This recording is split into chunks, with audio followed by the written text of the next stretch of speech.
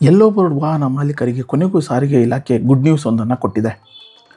ಕೇಂದ್ರ ಸರ್ಕಾರದ ಸೂಚನೆ ಮೇರೆಗೆ ಯೆಲ್ಲೋ ಬೋರ್ಡ್ ಇರುವಂತಹ ವಾಹನಗಳೇನಿದ್ದಾವೆ ಆ ವಾಹನಗಳು ಕಡ್ಡಾಯವಾಗಿ GPS ಆಗಿರ್ಬೋದು, ಜೊತೆಗೆ ವೆಹಿಕಲ್ ಟ್ರ್ಯಾಕಿಂಗ್ ಸಿಸ್ಟಮನ್ನು ಅಳವಡಿಕೆ ಮಾಡಬೇಕು ಅನ್ನುವಂತಹ ನಿಟ್ಟಿನಲ್ಲಿ ಒಂದು ಸುತ್ತೋಲೆಯನ್ನು ಹೊರಡಿಸಲಾಗಿತ್ತು. ಆದರೆ ಆ ಸುತ್ತೋಲೆ ವಿಚಾರದಲ್ಲಿ ಒಂದಷ್ಟು ಗೊಂದಲನೂ ಕೂಡ ಇತ್ತು, ಜೊತೆಗೆ ಒಂದಷ್ಟು ಆರೋಪನೂ ಕೂಡ ಕೇಳಿಬರ್ತಾ ಇತ್ತು.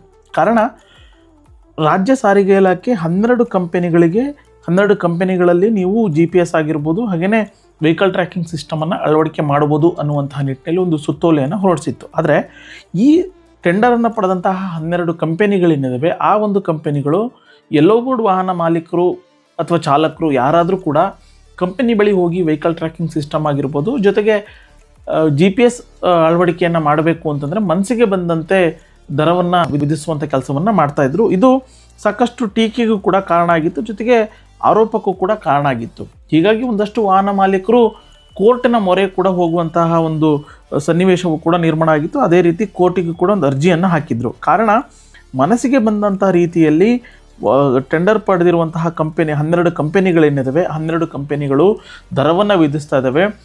GPS ಆಗಿರ್ಬೋದು, ಜೊತೆಗೆ ವೆಹಿಕಲ್ ಟ್ರ್ಯಾಕಿಂಗ್ ಸಿಸ್ಟಮ್ ಆಗಿರ್ಬೋದು, ಹಾಗೆಯೇ ಪ್ಯಾನಿಕ್ ಬಟನನ್ನು ಅಳವಡಿಕೆ ಮಾಡುವಂಥ ವಿಚಾರದಲ್ಲಿ ಸಾಕಷ್ಟು ಧೋಕಾವನ್ನು ಮಾಡ್ತಿದ್ದಾವೆ, ಹಗಲು ದರೋಡೆಯನ್ನು ಮಾಡ್ತಿದ್ದಾರೆ ಅನ್ನುವಂತಹ ಒಂದು ಆರೋಪವನ್ನು ಮಾಡಿ ಕೋರ್ಟಿನ ಮೊರೆಯನ್ನು ಹೋಗಿದ್ವು. ವಾದ ವಿವಾದವನ್ನು ಆಲಿಸಿದಂತಹ ಕೋರ್ಟು ರಾಜ್ಯ ಸಾರಿಗೆ ಇಲಾಖೆಗೆ ಒಂದು ಖಡಕ್ ಸೂಚನೆಯನ್ನು ಕೊಟ್ಟಿತ್ತು. ಕೇಂದ್ರ ಸರ್ಕಾರ ಎಷ್ಟು ನಿಗದಿ ಮಾಡಿದೆಯೇ ಆ ಒಂದು ನಿಗದಿಯ ದರವನ್ನೇ ಕಂಪನಿಗಳು, ಟೆಂಡರ್ ಪಡೆದಿರುವಂತಹ ಕಂಪನಿಗಳು ದರವನ್ನು ಪಡಿಬೇಕು, ಹಣವನ್ನು ವಸೂಲಿ ಮಾಡಬೇಕು ಅನ್ನುವಂತಹ ಈ ನಿಟ್ಟಿನಲ್ಲಿ ಒಂದು ಸುತ್ತೋಲೆಯನ್ನು ಹೊರಡಿಸಿ, ಒಂದು ಆದೇಶವನ್ನು ಹೊರಡಿಸಿ ಅನ್ನುವಂಥ ನಿಟ್ಟಿನಲ್ಲಿ ಸಾರಿಗೆ ಇಲಾಖೆಗೆ ಒಂದು ಸೂಚನೆಯನ್ನು ಕೊಟ್ಟಿತ್ತು.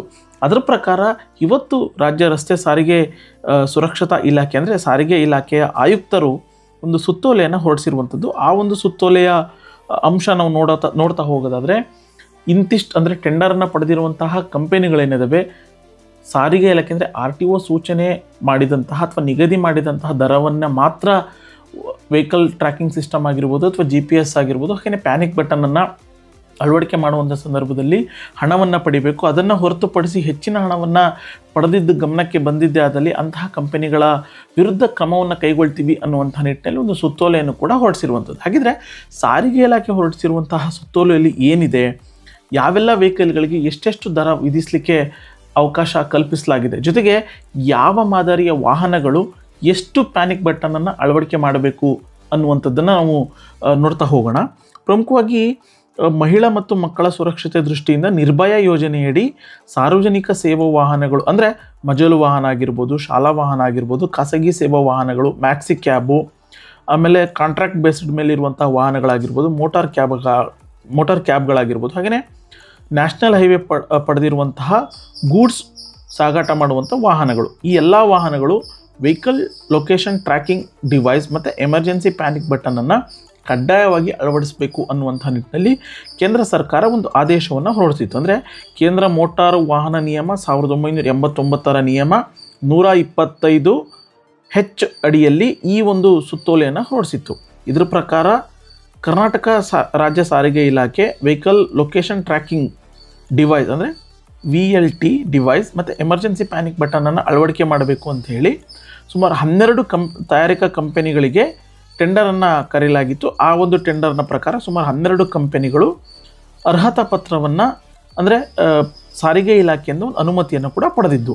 ಅದರ ಪ್ರಕಾರ ಸಾರಿಗೆ ಇಲಾಖೆ ಸೂಚಿಸಿರುವಂಥ 12 ಕಂಪನಿಗಳೇನಿದ್ದಾವೆ ಆ ಒಂದು ಕಂಪನಿಗಳು ಡಿವೈಸನ್ನು ಅಳವಡಿಕೆ ಮಾಡಲಿಕ್ಕೆ ಎಷ್ಟು ಚಾರ್ಜನ್ನು ಪಡಿಬೇಕು ಅನ್ನುವಂಥದ್ದು, ಜೊತೆಗೆ ಎಮರ್ಜೆನ್ಸಿ ಪ್ಯಾನಿಕ್ ಬಟನನ್ನು ಅಳವಡಿಕೆ ಮಾಡಬೇಕು ಅಂತಂದರೆ ಎಷ್ಟು ಹಣವನ್ನು ಪಡಿಬೇಕು, ಜೊತೆಗೆ 1 ವರ್ಷದ ನಿರ್ವಹಣಾ ವೆಚ್ಚ ಎಷ್ಟು ಪಡಿಬೇಕು ಅನ್ನುವಂತಹ ನಿಟ್ಟಿನಲ್ಲಿ ಒಂದು ಸುತ್ತೋಲೆಯನ್ನು ಹೊರಡಿಸಿರುವಂಥದ್ದು.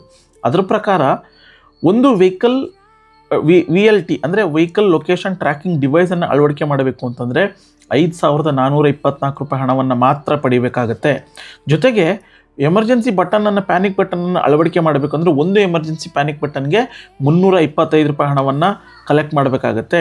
ಹಾಗೆಯೇ 1 ವರ್ಷದ ನಿರ್ವಹಣೆ ಆ ವೆಚ್ಚ ಏನಿದೆ ಅದು 1,800 ರೂಪಾಯಿ ಹಣವನ್ನು ಪಡಿಲೇಬೇಕು, ಅಷ್ಟು ಮಾತ್ರ ಪಡಿಬೇಕು ಅನ್ನುವಂತಹ ಒಂದು ಅಂಶವನ್ನು ರಾಜ್ಯ ಸಾರಿಗೆ ಇಲಾಖೆಯ ಸುತ್ತೋಲೆಯಲ್ಲಿ ಹೊರಡಿಸಿರುವಂಥದ್ದು. ಅಂದರೆ ಈ ನಿಯಮವನ್ನು ಉಲ್ಲಂಘಿಸಿ ಯಾರಾದರೂ ಹೆಚ್ಚಿನ ಹಣವನ್ನು ಪಡೆದಿದ್ದೇ ಆದಲ್ಲಿ ಅವರ ವಿರುದ್ಧ ಕಠಿಣವಾದಂಥ ಕ್ರಮವನ್ನು ಕೈಗೊಳ್ಳಬೇಕು ಅನ್ನುವಂತಹ ನಿಟ್ಟಿನಲ್ಲಿ ಒಂದು ಸುತ್ತೋಲೆಯನ್ನು ಹೊರಡಿಸಲಾಗಿದೆ.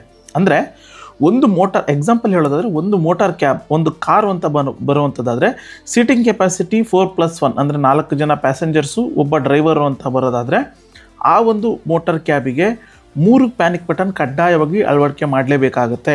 ಅಂದರೆ 5,424 ರೂಪಾಯಿ ಡಿವೈಸ್ ಕಾಸ್ಟು, ಜೊತೆಗೆ 325 × 3 ಅಂತಂದರೆ 975 ರೂಪಾಯಿ ಪ್ಯಾನಿಕ್ ಬಟನ್ ಕಾಸ್ಟು, 1,800 ರೂಪಾಯಿ ಮೇಂಟೆನೆನ್ಸ್ ಅಂದರೆ 1 ವರ್ಷದ ನಿರ್ವಹಣಾ ವೆಚ್ಚ ಸೇರಿಬಿಟ್ಟು 8,199 ರೂಪಾಯಿ ಅಂದರೆ 8,199 ರೂಪಾಯಿ ಹಣವನ್ನು ಮಾತ್ರ ಪಡಿಬೇಕು ಅನ್ನುವಂಥದ್ದು. ಇನ್ನು 6 ಸೀಟಿನ ಕ್ಯಾಬು ಅಂತ ಬರೋದಾದರೆ ಮೋಟಾರ್ ಕ್ಯಾಬ್ ಅಂತ ಬರೋದಾದರೆ ಅದಕ್ಕೆ 5 ಪ್ಯಾನಿಕ್ ಬಟನ್ ಕಡ್ಡಾಯವಾಗಿ ಬೇಕಾಗುವಂಥದ್ದು.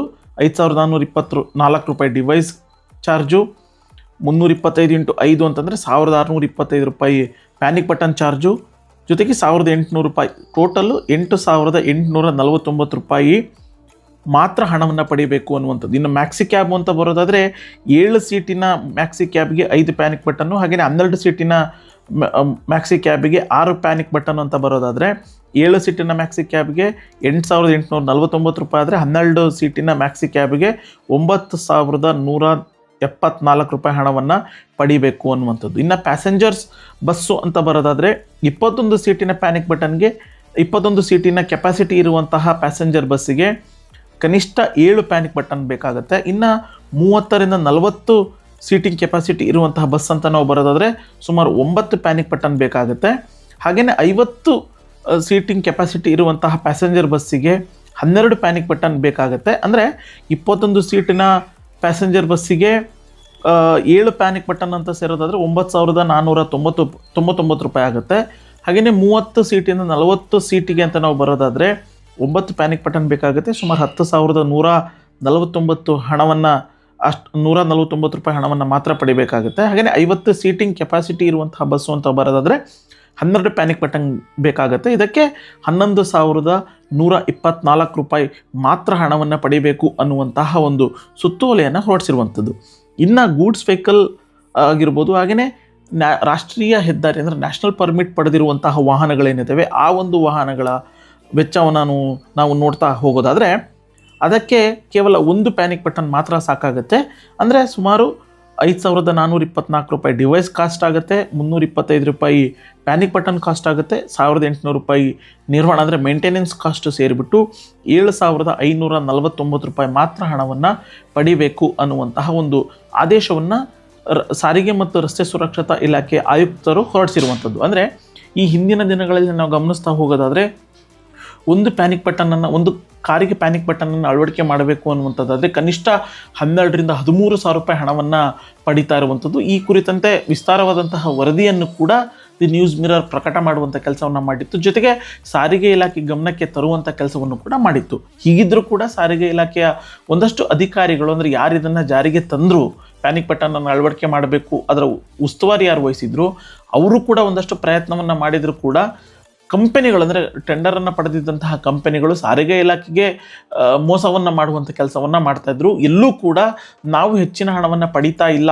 ಅನ್ನುವಂತಹ ಒಂದು ಮಾತನ್ನು ಹೇಳ್ತಾನೆ ಬರ್ತಾಯಿದ್ರು. ಆದರೆ ಯಾವೆಲ್ಲ ವಾಹನ ಮಾಲೀಕರು ಅಂದರೆ ಎಲ್ಲೋ ಬೋರ್ಡ್ ಇರುವಂತಹ ವಾಹನ ಮಾಲೀಕರಾಗಿರ್ಬೋದು ಅಥವಾ ಚಾಲಕರು ಪ್ಯಾನಿಕ್ ಬಟನನ್ನು ಅಳವಡಿಕೆ ಮಾಡಬೇಕು ಅಂತೇಳಿ ಕಂಪನಿಗೆ ತೆರಳಿದಾಗ ಅವರು ಮನಸ್ಸಿಗೆ ಬಂದಂತಹ ರೇಟನ್ನು ವಿಧಿಸುವಂಥ ಕೆಲಸವನ್ನು ಮಾಡಿದರು. ಇದಕ್ಕೆ ಫುಲ್ ಸ್ಟಾಪ್ ಆಗಬೇಕು ಅಥವಾ ಇತಿಶ್ರೀ ಹಾಡಬೇಕು ಅನ್ನುವಂಥ ನಿಟ್ಟಿನಲ್ಲಿ ಕೋರ್ಟಿನ ಮೊರೆ ಹೋಗುವಂಥ ಕೆಲಸವನ್ನು ಕೂಡ ಮಾಡಿದರು. ಹೀಗಾಗಿ ಕೋರ್ಟು ಸಾರಿಗೆ ಇಲಾಖೆಗೆ ಒಂದು ಡೈರೆಕ್ಷನ್ಸನ್ನು ಕೊಡುವಂಥ ಕೆಲಸವನ್ನು ಮಾಡಿತು. ಅದರ ಪ್ರಕಾರ ಇದೀಗ ಸಾರಿಗೆ ಇಲಾಖೆ ವೆಹಿಕಲ್ ಲೊಕೇಶನ್ ಟ್ರ್ಯಾಕಿಂಗ್ ಡಿವೈಸ್ ಆಗಿರ್ಬೋದು, ಹಾಗೆಯೇ ಎಮರ್ಜೆನ್ಸಿ ಪ್ಯಾನಿಕ್ ಬಟನ್ ಅಳವಡಿಕೆ ಮಾಡುವಂಥ ವಿಚಾರದಲ್ಲಿ ಇದೀಗ ಅಂತಿಮವಾದಂತಹ ಒಂದು ದರವನ್ನು ಫಿಕ್ಸ್ ಮಾಡಿರುವಂಥದ್ದು. ಸೊ ಈ ಒಂದು ದರವನ್ನು ಹೊರತುಪಡಿಸಿ ಹೆಚ್ಚಿನ ದರವನ್ನು ಯಾರಾದರೂ ಸಂಗ್ರಹ ಮಾಡಿದ್ದೇ ಆದಲ್ಲಿ ಅವರ ವಿರುದ್ಧ ಕಠಿಣವಾದಂಥ ಕ್ರಮವನ್ನು ಕೈಗೊಳ್ಳಬೇಕಾಗತ್ತೆ ಅನ್ನುವಂತಹ ಒಂದು ಎಚ್ಚರಿಕೆಯನ್ನು ಕೂಡ ಆ ಒಂದು ಸುತ್ತೋಲೆಯಲ್ಲಿ ಹೊರಡಿಸಿರುವಂಥದ್ದು. ಸದ್ಯ ಸಾರಿಗೆ ಇಲಾಖೆ ಈ ಒಂದು ಆದೇಶವನ್ನು ಏನು ಹೊರಡಿಸಿದೆ, ಈ ಆದೇಶದ ವಿರುದ್ಧವಾಗಿ ಯಾವುದಾದ್ರೂ ಟೆಂಡರ್ ಪಡೆದಿರುವಂತಹ ಕಂಪನಿಗಳು ಹೆಚ್ಚಿನ ಹಣವನ್ನು ವಸೂಲಿ ಮಾಡಿದ್ದೇ ಆದಲ್ಲಿ ಅಂತಹ ಕಂಪನಿಗಳ ವಿರುದ್ಧ ದೂರನ್ನು ಯಾರಾದರೂ ದೂರು ಕೊಟ್ಟರೆ ಅವರ ವಿರುದ್ಧ ಅಂದರೆ ಕಂಪನಿಗಳ ವಿರುದ್ಧ ಕಠಿಣವಾದಂಥ ಕ್ರಮವನ್ನು ಕೈಗೊಳ್ತೀವಿ ಅನ್ನುವಂತಹ ಒಂದು ಎಚ್ಚರಿಕೆಯನ್ನು ಕೂಡ ಈಗ ಸಾರಿಗೆ ಇಲಾಖೆ ಕೊಟ್ಟಿರುವಂಥದ್ದು. ಸೊ ಇದೀಗ ಕಳೆದ ಹಲವು ದಿನಗಳಿಂದ ಏನು ಗೊಂದಲ ಇತ್ತು, ಪ್ಯಾನಿಕ್ ಬಟನ್ ಆಗಿರ್ಬೋದು, ಜೊತೆಗೆ ವೆಹಿಕಲ್ ಟ್ರ್ಯಾಕಿಂಗ್ ಸಿಸ್ಟಮನ್ನು ಡಿವೈಸನ್ನು ಅಳವಡಿಕೆ ಮಾಡುವಂಥ ವಿಚಾರದಲ್ಲಿ ಒಂದಷ್ಟು ಗೊಂದಲ ಆಗಿರ್ಬೋದು, ಒಂದಷ್ಟು ಆರೋಪ ಪ್ರತ್ಯಾರೋಪ ಏನಿತ್ತು, ಆ ಎಲ್ಲ ಆರೋಪ ಪ್ರತ್ಯಾರೋಪಗಳಿಗೆ, ಒಂದಷ್ಟು ಗೊಂದಲಗಳಿಗೆ ಇದೀಗ ಸಾರಿಗೆ ಇಲಾಖೆ ತೆರೆ ಎಳೆಯುವಂಥ ಕೆಲಸವನ್ನು ಮಾಡಿದೆ. ಸೊ ಇನ್ನು ಮುಂದೆ ಯಾರಾದರೂ ಈ ರೀತಿ ಹೆಚ್ಚಿನ ಹಣವನ್ನು ವಸೂಲಿ ಮಾಡಿದ್ದು ಗಮನಕ್ಕೆ ಬಂದಿದ್ದೇ ಆದಲ್ಲಿ ನೇರವಾಗಿ ಸಾರಿಗೆ ಇಲಾಖೆಗೆ ದೂರನ್ನು ಕೊಡುವಂಥ ಕೆಲಸವನ್ನು ಕೂಡ ಮಾಡ್ಬೋದಾಗುತ್ತೆ. ನಿಮಗೆ ಈ ವಿಡಿಯೋ ಇಷ್ಟ ಆಗಿದೆ ಅಂತ ಹೇಳಿ ನಾನು ಭಾವಿಸ್ತೀನಿ. ಜೊತೆಗೆ ನೀವಿನ್ನೂ ಕೂಡ ನಮ್ಮ ಯೂಟ್ಯೂಬ್ ಚಾನಲನ್ನು ಸಬ್ಸ್ಕ್ರೈಬ್ ಮಾಡಲಿಲ್ಲ ಅಂತಂದರೆ ಸಬ್ಸ್ಕ್ರೈಬ್ ಮಾಡಿ, ಹಾಗೆಯೇ ಪಕ್ಕದಲ್ಲಿರುವಂತಹ ಒಂದು ಬೆಲ್ ಐಕನನ್ನು ಒತ್ತಿ. ಧನ್ಯವಾದ.